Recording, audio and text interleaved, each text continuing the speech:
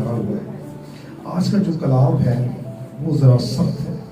सख्त से मुराद है कि पौलुस रसूल कहते हैं कि जब मैं बच्चा था तो बच्चों की सी मुझ में समझ थी।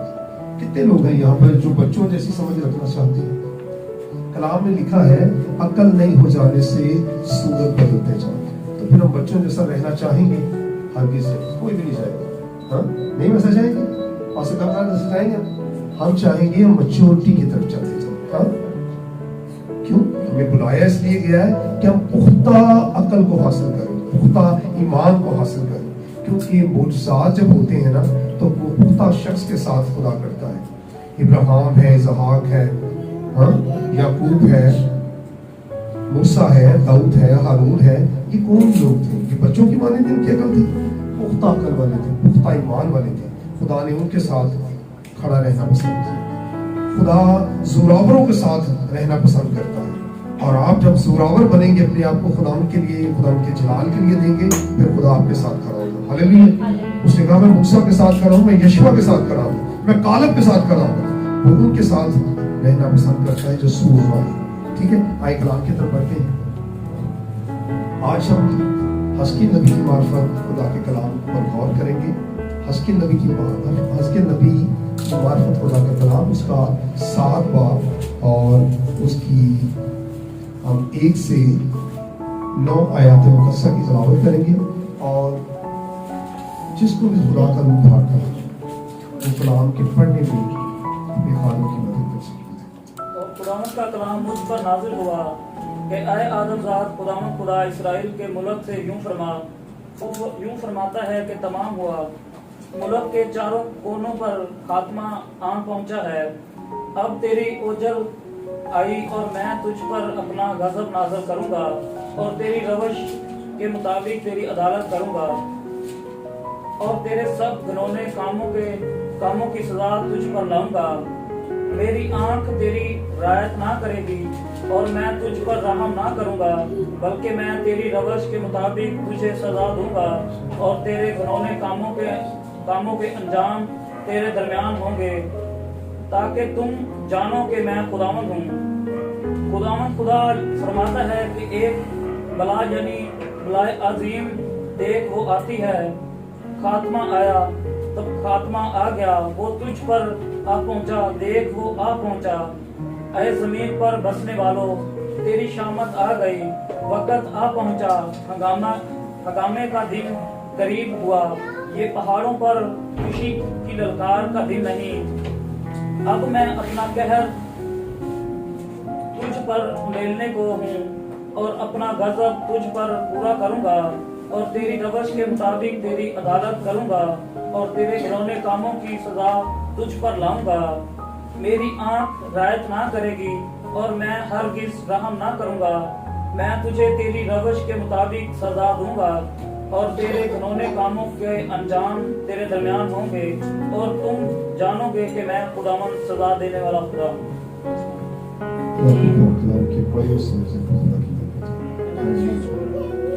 आज लगता है ना, आज मैं गम सकता हूँ क्योंकि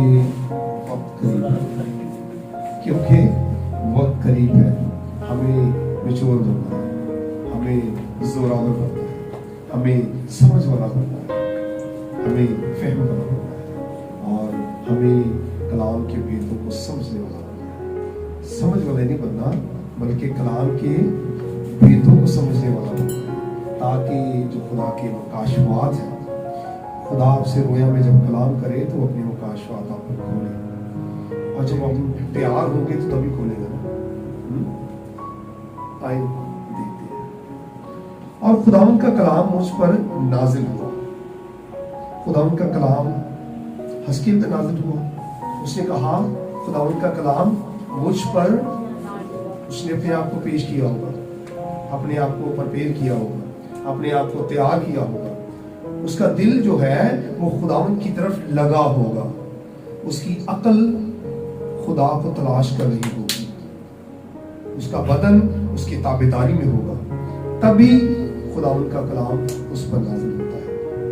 तो हमने सीखा क्या कि जो अपने आप को खुदावंद के लिए देता है, खुदावंद اپنا جلال اس پر ظاہر کرتا ہے، اسے برکت دیتا ہے، اپنے کلام کو نازل فرما کر اسے قوموں، امتوں اور قبیلوں کے لیے نور بناتا ہے کہ اے آدم ذات، اب وہ نور بن گیا تو پھر خدا اسے کیا کر رہا ہے؟ استعمال کر رہا ہے، بھیج رہا ہے کہ اے آدم ذات، خدا اسرائیل کے ملک سے یوں فرماتا ہے کہ تمام ہوا، ملک کے چاروں کونوں پر خاتمہ آن پہنچا۔ خداوند یسوع مسیح نے صلیب پر کہا تھا تمام ہوا، اور یہاں پر بھی کہتا ہے کلام تمام ہوا۔ وہاں پر ان کی بحالی کا کام جو ہے وہ تمام ہوا، اور یہاں پر ان کی بربادی کے جو کام ہے، ان کے جو کام ہے، ان کی بربادی کا جو غضب ہے، اس کے لیے خدا نے جو وقت مقرر کیا ہے وہ ختم ہو گیا ہے۔ اب خدا کیا کرے گا؟ جب وقت ختم ہو گیا تو یا بحالی آتی ہے، یا پسپی آتی ہے، یا تباہی آتی ہے، یا بربادی آتی ہے۔ تو آج ہم حزقیل کی حصہ پہ جو غور کر رہے ہیں، یہاں پر ان کے لیے بحالی آ رہی ہے یا بربادی آ رہی ہے؟ کیا آ رہا ہے؟ سزا آ رہی ہے۔ یہاں ان کے لیے سزا آ رہی ہے، اور خدا کا جو وقت ہے ان کے لیے، جو خدا نے ٹھہرایا ہے کہ اگر اس میں یہ توبہ کر لیں، اس میں میری طرف رجوع لے آئیں تو میں ان کو معاف کر دوں گا، مگر یہ بڑی کچروی اور ٹیڑھی قوم ہے۔ آپ جانتے ہیں کہ جب یونس نبی شہر نینوا میں گیا تو نینوا کے لوگ بھی بڑے قداور، بڑے زوراور لوگ تھے۔ تبھی تو یونس نبی کو دیکھتے ہیں کہ وہ ڈر گیا کہ میں تو وہاں گیا، وہ کوئی زیادہ بڑے قد کے مالک نہیں تھے، یونس نبی جو تھے زیادہ بڑے قد کے مالک نہیں تھے، اور وہاں کے جو لوگ ہیں اگر ہسٹری کی کتابوں میں دیکھا جائے تو ان کے قد جو تھے وہ 7 فٹ سے زیادہ تھے، جسے پنجابی سا دیکھی گا، ہٹے کٹے تگڑے، زوراور، جوڑے قسم کے لوگ، جس سے ہم ڈر جائیں، ایسے لوگ تھے وہ، اور وہ ڈر گیا، میں ان کو جاؤں گا تو مجھے مار دیں گے۔ لیکن جب اس نے خدا کے حکم کو آخر کار مانا، وہاں پر گیا تو کیا ہوا؟ ریوائول آیا، بیداری آئی، انہوں نے اپنے آپ کو سرنڈر کیا، روزہ رکھا، اور خدا نے کیا کیا؟ اپنے غضب کو ان پر سے ٹال دیا۔ کیوں؟ کیونکہ وہ خاکسار بنے۔ آج بھی ہمیں خاکسار بننے کی ضرورت ہے، اور اسرائیل کے لیے بھی یہی دعوت ہے کہ خاکسار بنو، لیکن نظر نہیں آ رہا کہ وہ خاکسار بنے۔ ٹھیک ہے، آگے بڑھیں۔ ملک کے چاروں کونوں پر خاتمہ آپ آن پہنچا ہے، اب تیری اجل آئی، اور میں اپنا غضب تجھ پر نازل کروں گا، اور تیری روش کے مطابق تیری عدالت کروں گا، تیری روش کے مطابق تیری عدالت کروں گا۔ یہ بنی اسرائیل کے لیے، میں تیری روش کے مطابق تیری عدالت کروں گا۔ اگر کلام میں لکھا تو اپنی روشوں کو پاک کر، اپنے بدنوں کو پاک رکھو اور اپنی روشوں کو پاک کرو، تو میں تم سے کلام کروں گا، میں تم کو برکت دوں گا، میں تیرے کچن کو برکت دوں گا، میں تیرے کاروبار کو برکت دوں گا، میں تیری اولاد کو بابرکت بناؤں گا، تیرے بیٹوں کو، بیٹیوں کو۔ زمانہ کوئی بھی ہو، کلام ایک جیسے ہی ہوتا ہے، زمانہ کوئی بھی ہو، کلام ایک جیسے ہی رہے۔ ہم کہتے ہیں جی پہلے ویلے نہ جی ویلے سن وہ چنگے سن، ہاں جی، اچھا آدم تو شروع کریے تو سارے ویلے ایک جی رہے، ایک سے زمانے گزرے، ایسا نہیں۔ لیکن جو خدا کے لوگ ہوتے ہیں نا، ان کے لیے ہر زمانہ ایک جیسے ہی ہوتا ہے۔ ہاللیلویہ۔ میں کیا کہہ رہا ہوں؟ سمجھنے والی بات ہے، خدا کے لوگوں کے لیے ہر زمانہ ایک جیسا ہی ہوتا ہے۔ انہوں نے ہر زمانے میں اپنے آپ کو بچانا، اپنی اولادوں کو بابرکت۔ دنیا کے لوگوں جو سیکولر لوگ ہوتے ہیں ان کے لیے بھی یہی ہے، اسپرچولی لوگوں کے لیے بھی یہی ہے۔ ہر بندہ چاہتا ہے میری اولاد بابرکت ہو، میرے گھر میں خوراک خوش ہو، میرے گھر میں تیل میں کا ذخیرہ ہو، میں دنیا میں بابرکت ہوں۔ کلام میں لکھا ہے خدا اپنے لوگوں کے لیے کہتا ہے کہ تو شہر کے پھاٹکوں پر مقبول ہوگا۔ یہ خدا کی خواہش ہے۔ کیوں؟ کہ یہ انسان کی خواہش ہے۔ خدا کی خواہش اس لیے ہے کہ وہ جانتا ہے، وہ انسان کی ضرورتوں کو جانتا ہے، وہ چاہتا ہے کہ یہ عزت کے لائق ہے، اس کو عزت ملنی چاہیے، کیونکہ یہ مخلوق ہے اور تمام مخلوق میں سے افضل ہے، اس لیے خدا چاہتا ہے کہ یہ عزت، کیونکہ جو چیز خدا کے پاس ہے نا خدا اپنے لوگوں کو دینا چاہتا ہے۔ ہاللیلویہ، وہ عزت والا ہے، وہ حشمت والا ہے، وہ بزرگی والا ہے، وہ زندگی والا ہے، وہ شادمانی والا ہے، وہ اطمینان والا ہے۔ یسوع نے کہا اپنا اطمینان تمہیں دیے دیتا ہوں، وہ اطمینان بھی دیتا ہے، برکت بھی دیتا ہے، اور یہی چیزیں وہ اپنے لوگوں کو دینا چاہتا ہے۔ اب تیری اجل آ پہنچی اور میں اپنا غضب تجھ پر نازل کروں گا اور تیری روش کے مطابق تیری عدالت کروں گا اور تیرے سب گھنونے کاموں کی سزا تجھ پر لاؤں گا۔ کام دو طرح کے ہوتے ہیں، ایک کام ہوتے ہیں جن کو ظاہر کہتے ہیں، مطلب میں کوئی کام کر رہا ہوں، دوسرا اس کو دیکھ رہا ہے اور ججمنٹ کر رہا ہے۔ ایک کام تو ہوتا ہے یہ، اور ایک کام ہوتا ہے پوشیدہ، چھپا ہوا، جس کو میں جانتا ہوں یا میرا خالق جانتا ہے، ہاں؟ یا وہ جس پر وہ ظاہر کرنا چاہے، وہ میرے کاموں کو ظاہر کر سکتا ہے۔ تو وہ کام کون سے ہوں گے؟ ان کو کہتے ہیں پوشیدہ کام۔ میں تیری پوشیدہ، دیکھیں نا، میں تیری روش کے مطابق تیری عدالت کروں گا اور تیرے سب گھنونے کاموں کی سزا تجھ پر لاؤں گا۔ اب پوشیدہ کاموں میں بھی دو اقسام کے کام ہیں، دیکھیے، ایک کام ہے وہ جو ہو سکتا اچھا ہو لیکن میں خاموش الگ تھلگ رہ کے اس کام کو کر رہا ہوں، اور ایک کام وہ ہوتا ہے جسے گھنونا کہتے ہیں۔ گھنونا کام وہ ہوتا ہے جو شریعت کے برخلاف کیا جائے، شریعت کے لیے سرکشی بن گئی، ہاں، شریعت کے اپوزٹ کیا جائے، شریعت کی نفی جس کام میں موجود ہو اس کو کہتے ہیں گھنونا کام۔ اب یہ کون سا ایسا کام ہے جو یہ بنی اسرائیل امت کر رہی ہے؟ یہ کوئی ایک انسان نہیں کر رہا، یہ کون کیا کر رہی ہے؟ بنی اسرائیل کی پوری امت ہی کر رہی ہے، کم و بیش ساری امت۔ اب یہ گھنونے کام کون سے ہیں؟ یہ اسرائیل کے خدا کو چھوڑ کر غیر معبودوں کی پرستش کرتے ہیں اور باہر نکلتے ہیں تو اسرائیل کا خدا مبارک۔ ہمارے ایسے وہاں بھی ایسے لوگ ہیں نا، شرابہ پی کے تو باہر نکل کے ہاللیلویہ جے یسوع اور شے یسوع، ایسے لوگ ہیں، ہم میں بھی ایسے لوگ موجود ہیں جی، پسند ہے ایسے لوگ، یعنی کیوں نہیں ہے ایسے لوگ، اندر پہ کے پوشیدہ شرابہ پیو تو باہر جا کے شرابہ نے منہ سے منہ نہ لی، سب سے زیادہ نعرے مار دیں گے۔ تو بنی اسرائیل میں بھی ہم دیکھتے ہیں ایسی ہی عادت ہے، اندر بڑھ کے غیر معبودوں کی، بال کی، استرات کی اور معبودوں کی پرستش، گھنونے کا۔ خدا کے کلام نے کیا کہا؟ حزقیل پر نازل خدا نے کلام کر کے ان کے پوشیدہ کاموں کو کیا کیا؟ اب ظاہر کر دیا اور کہا کہ یہ کیا کرتے ہیں؟ ان کی نفرتی کام گھنونے ہیں، یعنی یہ معبودوں کے اندر جا کر اسرائیل کے خدا کو جلال دینے کے بجائے وہ کیا کر رہے ہیں؟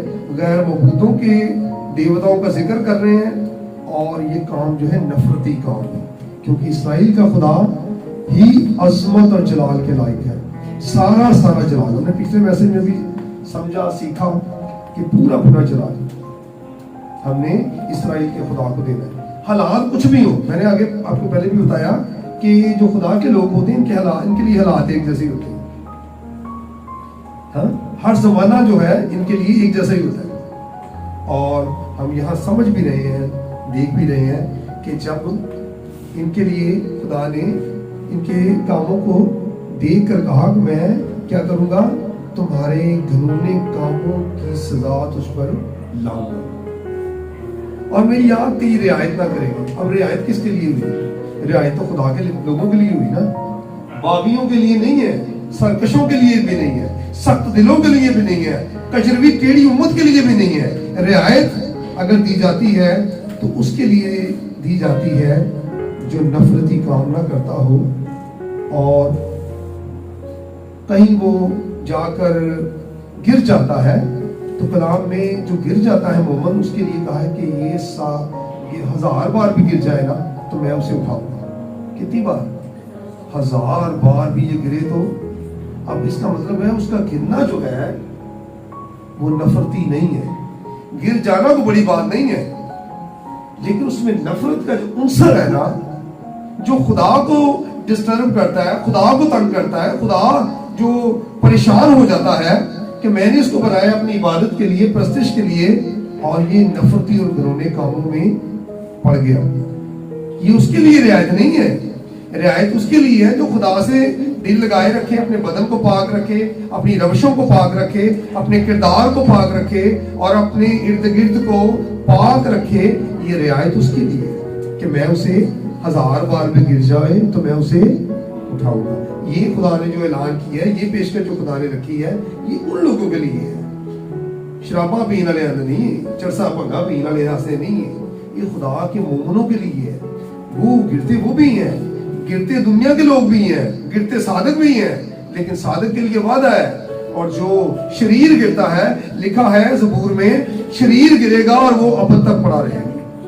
شریر گرا رہے گا اور وہ ابد تک پڑا رہے گا، مگر صادق گرے گا تو میں اسے اٹھا لوں گا. ہاللیلویا.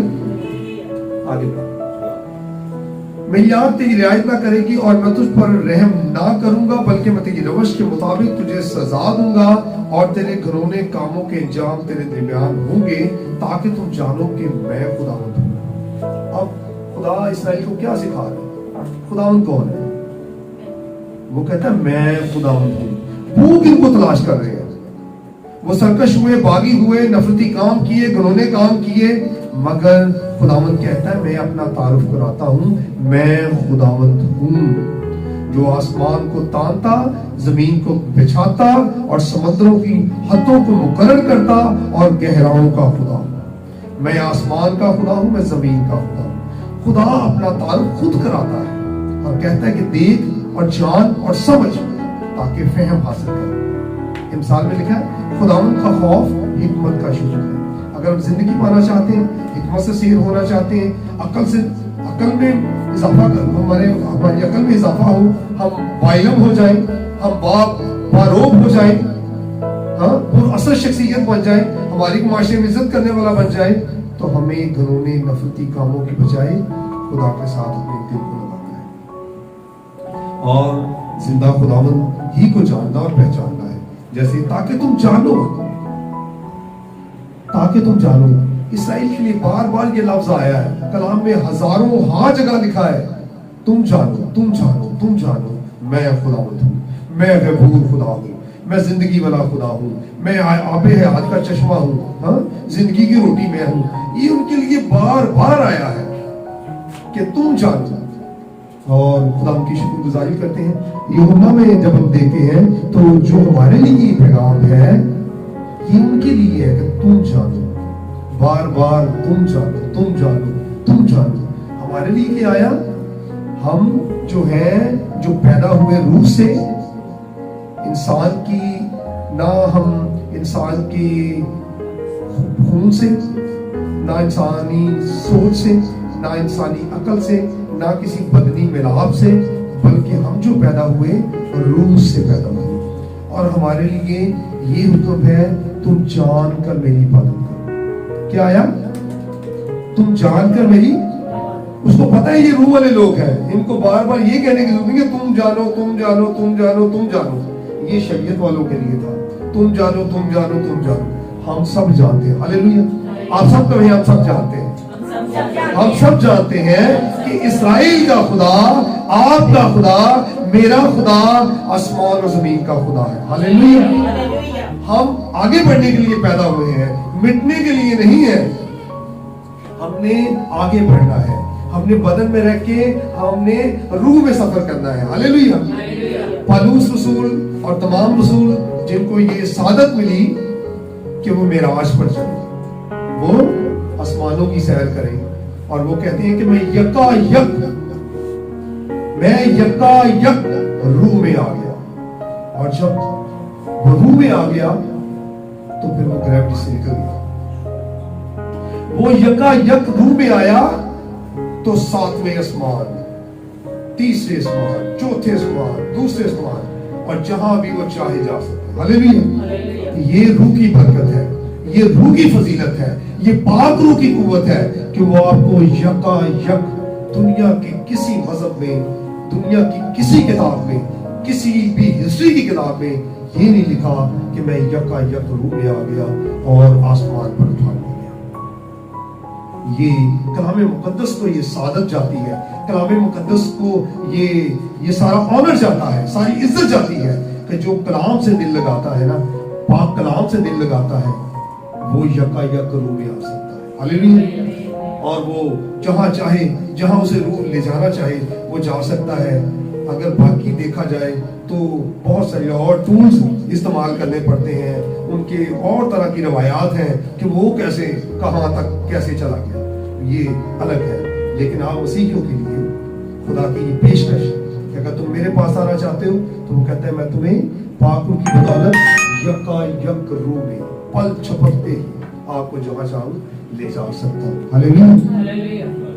खुदावंद खुदा यूं फरमाता है, एक बलाए अजीम देख वो आती है, खात्मा आया है, खात्मा आ गया, वो तुझ पर आ पहुंचा, देख वो आ पहुंचा, ऐ जमीन पे बसने वाली तेरी शामत आ गई, वक्त आ पहुंचा, हंगामा का दिन करीब हुआ, ये पहाड़ों पर खुशी की ललकार का दिन नहीं, ये पहाड़ों पर का दिन नहीं। अब क्या हुआ? खुदा भी उस उम्मत पर नाला है, खुदा भी उस उम्मत पर नाराज है। खुशी की ललकार होती तो वो खुशी से कहता। दाऊद क्या कहता है? मैं खुश होया जदों मैनू आखन लगे आओ यहोवा दे घर चलिए। ये खुशी की ललकार है, ये खुशी की दावत है, ये खुशी की पेशकश है। मगर यहाँ पर खुदा कहता है वक्त आ पहुंचा, हंगामा का दिन करीब हुआ, ये पहाड़ों पर खुशी की ललकार का दिन नहीं। अब मैं अपना कहर तुझ पर अंडेलने को हूं और अपना गज़ब तुझ पर पूरा करूंगा, अपना गज़ब तुझ पर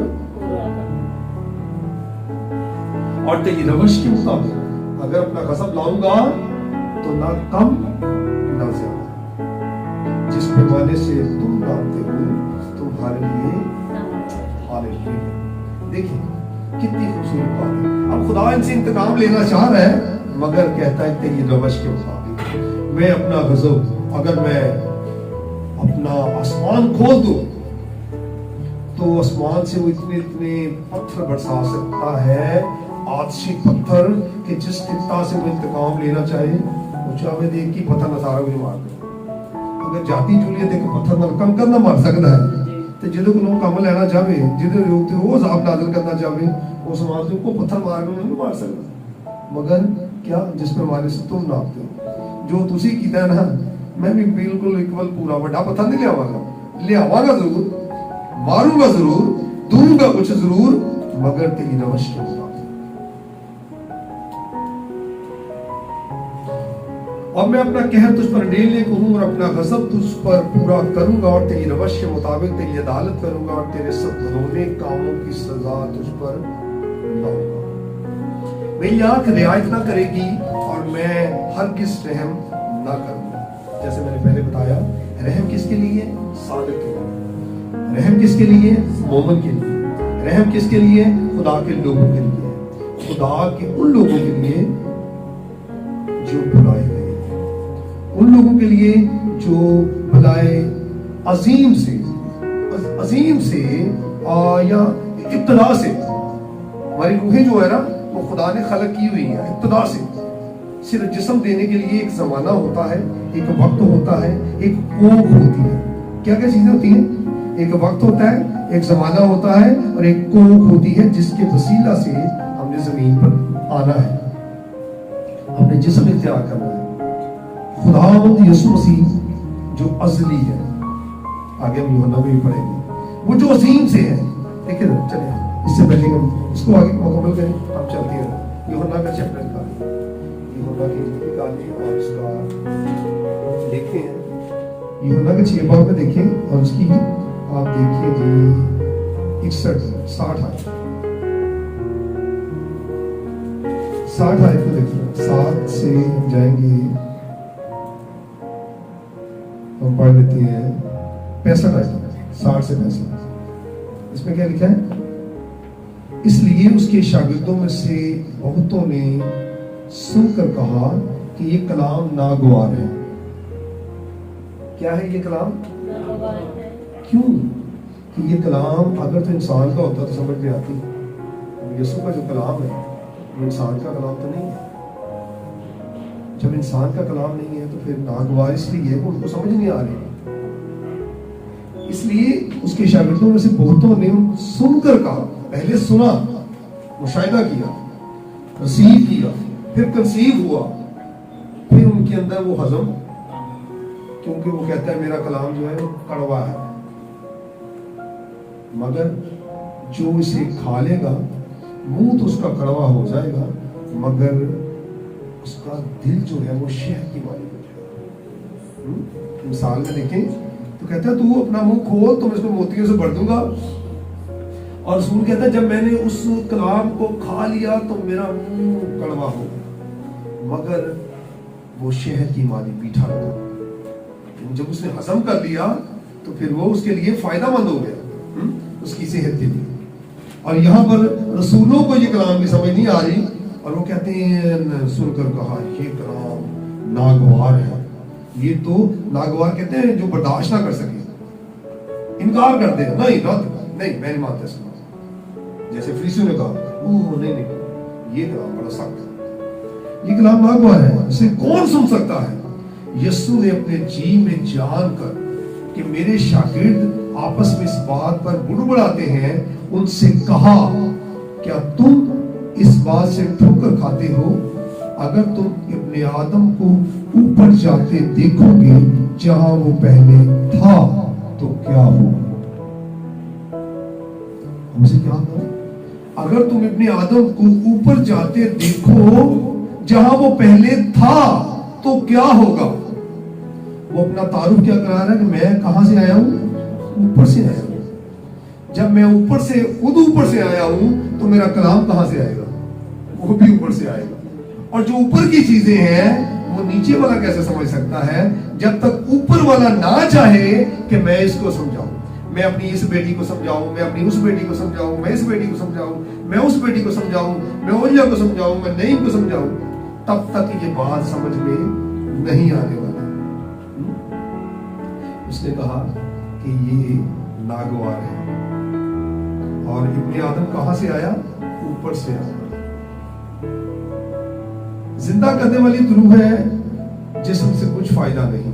वो ये खुदावंद यीशु मसीह ने कहा कि जिंदा करने वाली तो रूह है, जिस्म से कुछ फायदा नहीं, क्योंकि जिस्म फना हो जाता है, मगर चूंकि वो ऊपर से है उसे पता है मैं कौन हूं, मैं रूह हूं, मैं जिंदगी बख्शता हूं, मैं कायनात को बनाने वाला खालिक भी हूं, मालिक भी हूं और राज़िक भी हूं। ये उसने अपना तारुफ कराया। ठीक है, चले वापस आते हैं, मस्किल में वापस आते हैं।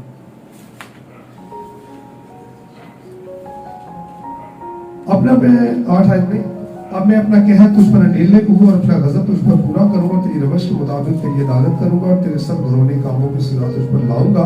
मेरी आंख रियायत ना करेगी और मैं हरगिज़ सहम ना करूंगा। मैं तुझे तेरी रवश के मुताबिक सजा दूंगा और तेरे घिनौने कामों के अंजाम तेरे दरमियान होंगे, और तुम जानोगे कि मैं खुदावंद सजा देने वाला हूँ। मैं खुदावंद कौन हूँ, सजा देने वाला। और अगर हम कलाम पर, पूरे कलाम पर गौर करें तो किन किन को सजा देता है आपको पता है। वो दुनिया के जितने भी दावेदार हैं कि हम खुदा हैं, वो उनको भी सजा देता है। हालेलुया। लिखा है वो खुदावंदों का खुदावंद और बादशाहों का बादशाह है।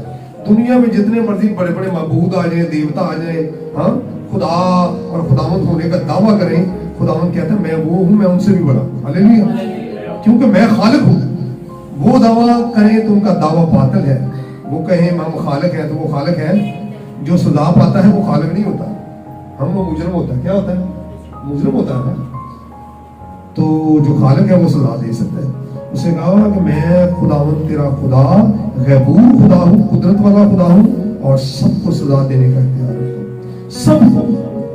सबको जो दावेदार है मैं जिंदगी वाला हूँ, मैं ये हूँ, मैं वो हूँ, मैं देवता हूँ, मैं फला देवा हूँ, मैं फला देवता हूँ, ये सब वो कहता है कि अगर तुम मैं सादको उनकी अताअत करोगे तो तुम्हारे काम घिनौने काम होंगे, तुम मुझे रंजीदा करोगे और फिर तुम अपनी रवश के मुताबिक सजा पाओगे। फिर हम देखते हैं کہ حسکیل کی اخیب کی بیوی ایزبل تھی، اس نے 450 نبی جو تھے، بال کے پجاری جو تھے، اس نے رکھے ہوئے تھے اپنے بال کو، اپنے دیوتا کو خوش کرنے کے لیے. تو جب اس کو سزا دی گئی تو پتہ نہیں اس کو کیا سزا دی گئی. اس کے بدن کو کتوں نے نہیں کھایا، نوچا ضرور، کھایا روندہ. یعنی آپ اندازہ کریں کہ کتا جو ہے کیسا جانور ہے، خون خار تو ہے، نفرتی بھی ہے، اور وہی گوشت کو نہ کھائے. اندازہ کریں وہ کیا عالم ہوگا اس گوشت کا، کیا حال. یہ بے حرمتی کی انتہا ہے کہ جو کھانے والا ہے وہ بھی نہ کھائے، وہ کہ دفاع کرو، وہ نہیں کھاتے. یہ اس کے ساتھ ہوا، یہ اس کے ساتھ ہوا ایزبل کے ساتھ، اور وہ اپنے انجام کو پہنچی. تاکہ تم جانو گی کہ میں خداوند سزا دینے والا ہوں. خداوند اگر زندگی دیتا ہے، وہ کہتا ہے راہ پر زندگی میں ہوں. تو آج ہم نے کلام میں یہ اسٹڈی کیا کہ وہ انجام پر پہنچانے والا بھی ہے، وہ سزا دینے والا بھی ہے. اور جب وہ سزا دینے پہ آتا ہے نا گھرونے کاموں کا، پھر اس میں فرق کیا ہوا؟ ہم بھی سرکش باغی ہو سکتے ہیں، ہمارے کام گھرونے نہیں ہونے چاہیے. یعنی ہمارے کاموں میں کہیں بھی بت پرستی کا یا غیر قوم کے معبودوں کو ماننے کا عنصر نہیں ہونا چاہیے. باقی سب رعایت ہے، باقی سب ہماری معافی ہو سکتی ہے، مگر گھرونے کاموں کی معافی نہیں ہوتی. گھرونے کاموں کی کلام کہتا ہے سزا ہوتی ہے، اور وہ سزا جب دینے پہ آتا ہے تو وہ پورا انجام دیتا ہے، پورا جس پیمانے سے تم نہ آتے تمہارے لیے بھی میں جو میرا کام کرو گے پھر انہیں سے سزا ملے. ایزبل کی سٹوری، ایزبل کی ہسٹری، ایزبل کی سزا، اسرائیل کی سزا. اور جب ہم اس حسکیل کے آج اس چیپٹر کو غور کر رہے ہیں نا، ان کی سزا پتہ کیا ہوئی؟ ان کے شہر برباد، ان کی فصیلیں برباد، ان کے اربنگے ٹوٹ گئے. دروازوں میں جو لگے ہوتے ہیں بیریئر جو ہوتے ہیں جو اس کو طاق کو موو کرنے میں مدد کرتے ہیں، ہر شے کو جلا کر. ہائیکل برباد، اب اس سے بڑی کیا بات ہو سکتی ہے؟ قوم برباد، شہر برباد، جلا دیے گئے. قوم کو غلام بنا لیا گیا، ان کے بیٹیوں کو لوڈیاں بنا لیا گیا. یعنی غیر قوم کی جو وہ معبودوں کو ماننے والے تھے، مگر خدا نے ان کو سزا دی کہ تم مجھے جانتے تھے، تم نے ایسا کام کیا اس لیے تم گھرونے کام کرتے. وہ مجھے نہیں جانتے تھے اس لیے ان کی سزا الگ ہوئی. لکھا ہے جو نیکی کرنا چاہتا ہے اور نہیں کرتا وہ سزا کے لائق ہے. جو نیکی کرنا چاہتا ہے اور نہیں کرتا وہ سزا کے لائق ہے. ایک بندہ نیکی کے بارے جانتا ہی نہیں تو سزا کا نہیں، کچھ دے ہی لینا ہے نا. خدا نے انہوں کی دیتا، ان کو کیا ملا؟ شریعت ملی، علم ملا، حکمت ملی. تو جب اتنی ساری چیزیں ان کو دے دی ہیں تو خدا نے تقاضا نہیں کر لینا کہ کیا لے سکتے ہیں، وہ پورا انصاف کر سکتے ہیں. تو آج ہم نے جب کلام کی ساری سمجھ دیکھا کہ خدا غیبور خدا ہے، مٹھیاں گلاں والی نہیں کہ سارا کچھ میٹھا ہی ہے کروا تو. آج ہم نے کلام کو سے سفر غور کیا کہ جہاں خدا چیزیں دے کر، برکات دے کر، نعمتیں دے کر پھر تقاضا بھی کرتا ہے. جب وہ تقاضا کرتا ہے اپنے آپ کو ہمیں تیار کرنا کہ جب وہ مانگے، جب وہ کہے لے آبی دن میرے توڑے دیتے سے حساب کتاب دیتے ہیں. ہم دنیا میں کائنات میں ہر بشر جو ہے وہ مالک نہیں ہے. یہ بات سمجھ نہیں آتی. ہم مالک نہیں ہیں، ہم مختار ہیں، اور جو مختار ہوتا ہے اسے حساب کتاب لیا جاتا ہے. اور اپنے آپ کو کوشش کریں کہ جب ہم زمین پر یہ سیکھ رہے ہیں، سمجھ گئے ہیں کہ ہم مالک نہیں ہیں، مختار ہیں، اور ہمارا مالک ایک ہی ہے، وہی اللہ پاک ہے. ہاللیلویہ. وہ خداوند ہمارا خدا ہے جس نے اپنے خون کو بہایا ہے اور ہمیں زندگی دی ہے. اس کے مار کھانے کے وسیلے سے ہم نے شفا پائی، اور اسی کے مار کھانے کے وسیلے سے شفا کے ساتھ ساتھ ہم زندگی کے وارث بھی ہوئے. ہاللیلویہ.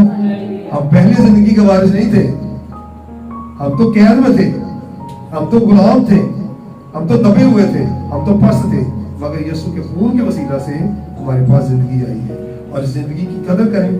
اگر اس زندگی کی آپ قدر کریں گے تو خدا اپنا جلال آپ پر ظاہر کرے گا، اور آپ کے بچوں کو، آپ کی اولادوں کو، آپ کے کاروبار کو، کچن کو، آپ کی ساری خدمت کو، جو بھی خدمت آپ کو خدا نے دی ہے रूह के 9 फलों में से जो भी खिदमत आपके पास है वो फलदार होगी, वो मौसर होगी। अगर हम दानियल के आखिरी चैप्टर में देखें ना तो लिखा है कि उनकी मेहनतें अफलाक पर सितारों की मानी चमकेगी, फिर आपकी औलादें भी बबरकत होंगी, आपकी नस्लें भी बबरकत होंगी।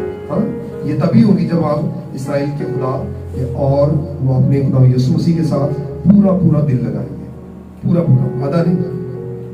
जैसे आपने सीखा शराबा अंदर पियो तो बाहर यीशु के नारे मारो, हालेलुया, प्रेज द लॉर्ड। ऐ काम नहीं करना, अंदर जो अंदर आया वो पोशीदा हो गया और वो क्या हुआ, घनौना अमल हो गया, बाहर निकला जाहिर हुआ तो फिर भी हालेलुया। ये काम नहीं करना, अपने बदनों को पाक रखो, अपनी रविशों को पाक रखो। हमने अपना जाहिर और बातिन, अपना पोशीदा और जाहिर, इन सारों को, इन दोनों को पाक रखना है। अगर आप ऐसा करने में कामयाब हो गए खुदा के पाक रूह की मदद से तो फिर आप गालिब हैं। हालेलुया। जान देने तक वफादार है तो मैं तुझे जिंदगी का ताज दूंगा, और वो जिंदगी का ताज यीशु मसीह के नाम में आप जिंदगी के ताज के वारिस होने के लिए बुलाएंगे। हालेलुया। खुदा इसका नाम से